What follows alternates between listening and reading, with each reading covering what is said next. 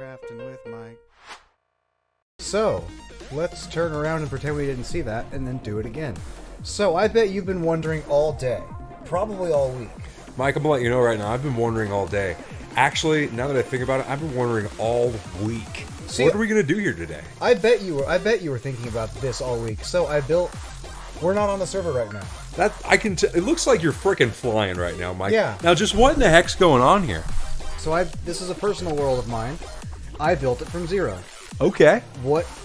So I was gonna name this island of mine Raftel, which is no longer the name of a place from One Piece, an anime that I like. Okay. Oh, a manga. But then Time had a much better name for it. We are in the wonderful world of Peter Nincompoop. Well, that's just crazy. Yeah, we're in Peter Nincompoop right now. So what I did was built this giant island. Well, what would you call it? An archipelago, perhaps?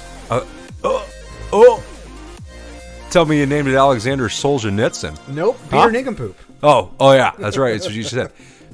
The Gulag Archipelago by Peter Nincompoop, eh? God, I hope not. This is supposed to be a fun place. Just like the Gulag. No.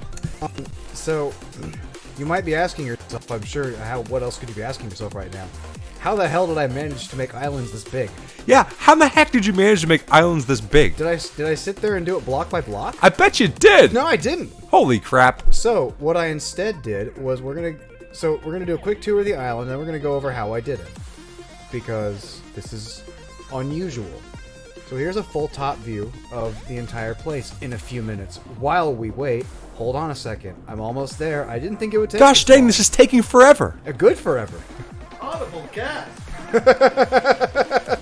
Audible cat. Just what in the heck's going on right now, Mike? Here we go. So, welcome to an overview of the world of Raftel. I mean to say the world of Peter Nincompoop. So, it's a bunch of islands.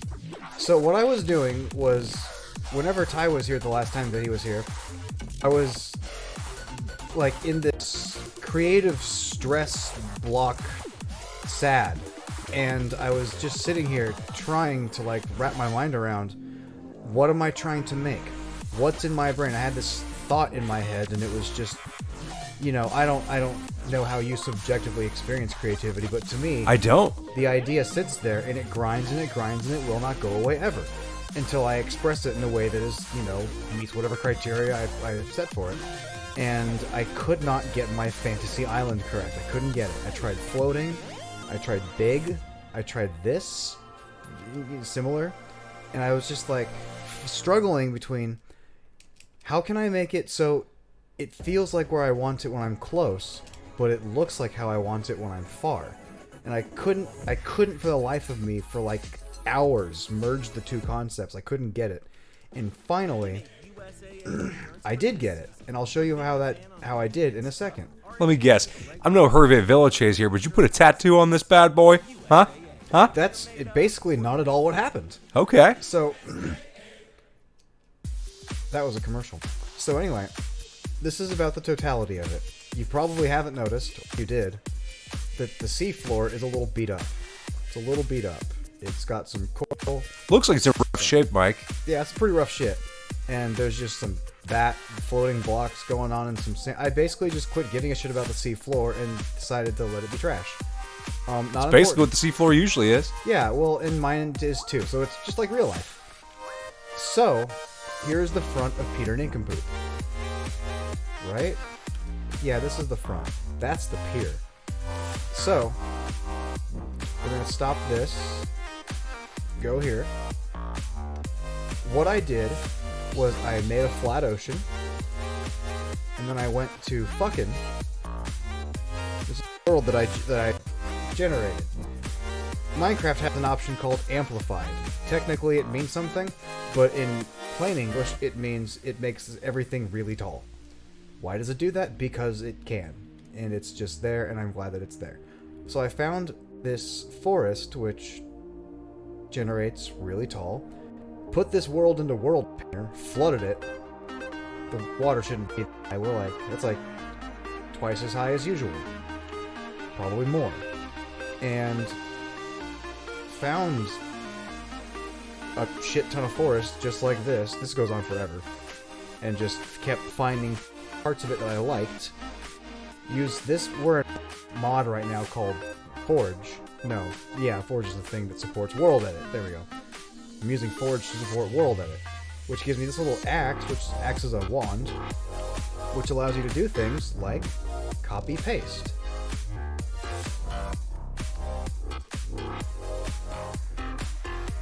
Copy.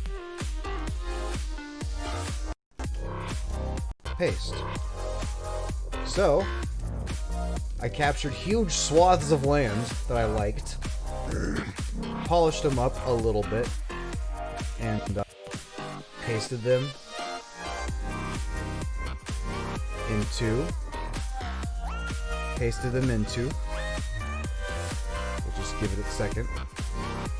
God, the suspense is killing me, Mike. Yeah, sure is. There we go. Good thing you said something, or I'd still be doing that. Pasted them into. A water bucket. Pasted them into here. Here we go. That didn't take long at all. Oh, heck, are we back on Peter Nincompoop? We're back on Peter. Oh, my God. So, and I copy and pasted a bunch of amplified forest, and as you can see, seamlessly connect them all. That's a seam that we're looking at. Oh. Good to me. I was like, damn, yeah, I guess it's a good job. Oh, thanks. No, there's a tree just shoved into a rock, and I just went, yep. Yeah. I was like, well, tree's Just going gonna leave out. it. And there's, in reality, if we sat here and like walked along the border and checked out all the details, it's pretty sloppy. And also, this island has no back, or it does have a back. It has a front and a back. It doesn't have sides. You might ask, how can a thing not have sides? Well, I can say, I just stopped caring. Oh. Yep. I just cut them there and went, that's fine.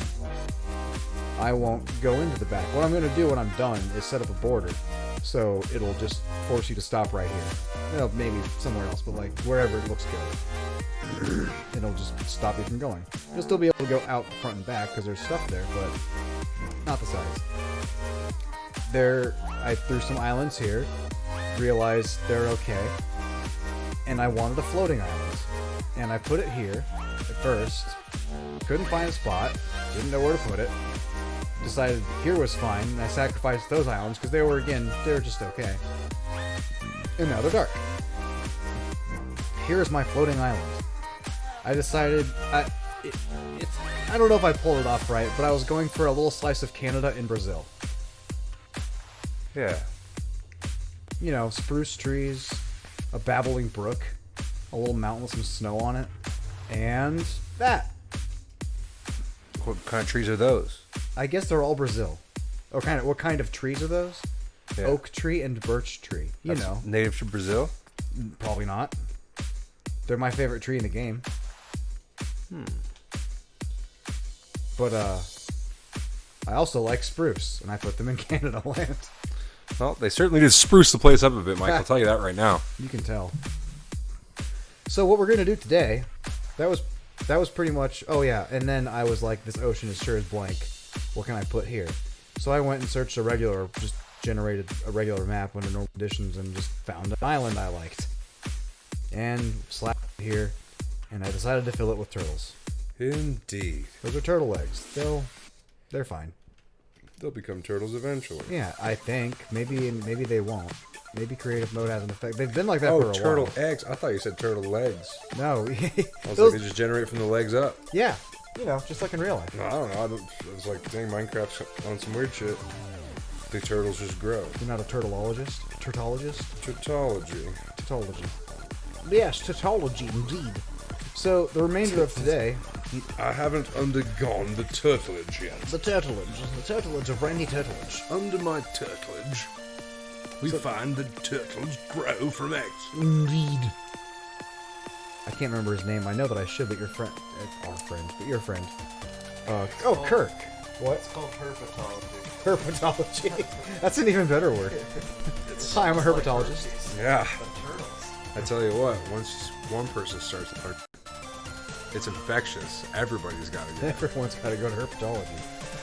Now, Those books spread like wildfire. We were talking with Kirk about whatever, and nothing British. And, hey, Kirk, are you enjoying your meal? Yes, quite! Just says it out of nowhere. Yes, quite. And I loved it, and it just stuck with me ever. Yes, indeed. Indeed, quite, yes. Yeah, I don't know if that's from. I don't know. From him, as far as I'm concerned. I used to do it a lot too. Yeah. Yes, quite. Quite indeed. Yeah. I think maybe it's just that stereotypical upper crust fat English accent. Yes. I learned, last week maybe, that I didn't know that American English was closer to Old British than modern British English is. Modern British English is more or less came about in sort of intentionally to be like, do I sound fancy to you? Indeed, yes, indeed. You can tell from how fancy I sound. You're telling me you've been speaking to kings all along? Yeah, and they've been speaking to queens. Someone who's smarter than me said that people who give a shit about Shakespeare think that some of the writing might actually be better spoken in an American accent. It's like, oh, neat. That's pretty cool. Shakespeare is the first American. That's fucking wild. Yeah. Something. Juliet is the sun. Now, just think about that. Through yonder window breaks. Light through yonder window breaks. 'Tis Juliet. She doth shine like the pearl on an Ethiop's ear. In the east is the sun. Or something. So the remainder of our time, I'm gonna build a house. Turn right thee, here. Benvolio, and look upon thy death. I don't know. I don't know how familiar you are with Romeo and Juliet, but It's a play I've heard about. they did a remake in like late '90s, early 2000s. Do you know what I'm talking about, Ty? Where Leonardo DiCaprio was Romeo Capulet, and then John Leguizamo was Tybalt.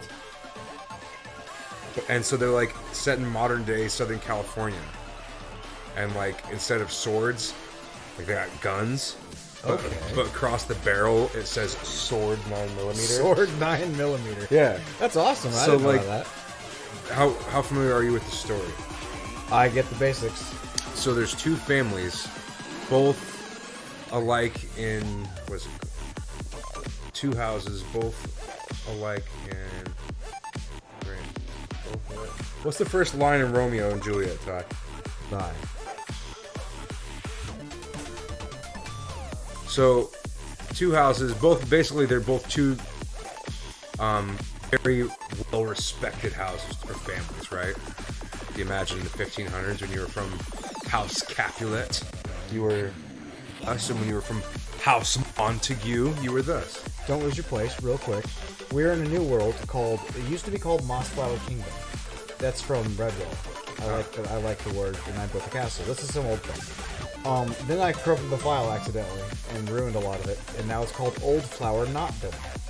So we are in Old Flower Notdom right now, and I'm gonna find some older builds of mine, maybe this one perhaps, and then reshape it into a house that I will use. Because why build new things when I have all these old things to pick from?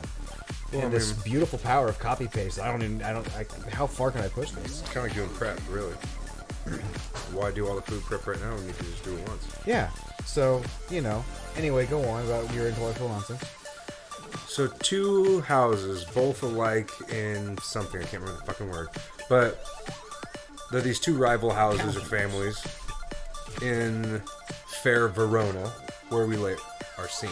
So this is initially was obviously set in Shakespearean times, but I don't know why anyone would think that. around the turn of the century, or turn of the new millennium, they remade this to be current times with dudes riding in a convertible, open button-ups, DiCaprio's in it, right? Titanic. So they're all talking with regular American accents, but they're using the exact Shakespeare script. Okay. So the dialogue Define still exact. like dude comes out of the gas station. For out thou, whatever. Yes, exactly, precisely. So dude walks out of the gas station, and a couple of dudes are like, some Capulets just found some Montagues, and they're about to scramble, dude. They're like, oh shit, look at this, we're about to fight. But then one dude, Benvolio, he's like, We're 4 out of Benvolio. yeah, exactly. He's like, yo, we shouldn't fight, you guys. Let's not do this. But then, homeboy Tybalt comes out, and Benvolio says something on the lines of like, I have no quarrel with thee, brother. Please, put away thy sword and manage to depart these men with me. Except for he says it in Southern Cal. So, I have no quarrel with you, brother. So, please, sheathe thy sword and manage to depart these men with me. Just I only want peace. in that accent. Yeah. I love it. And then John Leguizamo puts his cigarette out and goes, peace. I hate the word, as I hate hell, all Montagues, and thee. Turn thee, Benvolio, and look upon thy death. And then he, like, flashes his own sword 9mm pistol. So, the first time I watched it, I was like, I don't know if this feels weird because it's the exact wording, or if it feels weird because it's this odd way that they did it in real life, Southern California, current day. But I imagine it just sounds weird because it's weird. I know my entire life I've always imagined anything Shakespearean. What's the word for that? There's a better word for that. If you're the kind of person that acts in a Shakespeare play. Thespian, thank you. I kept thinking Presbyterian. If you're a Presbyterian. Right. Dude, I love Shakespeare. Yeah, you call me a Presbyterian. But, yeah, if you're a thespian of sorts, I've always imagined that kind of stuff to sound Britishy.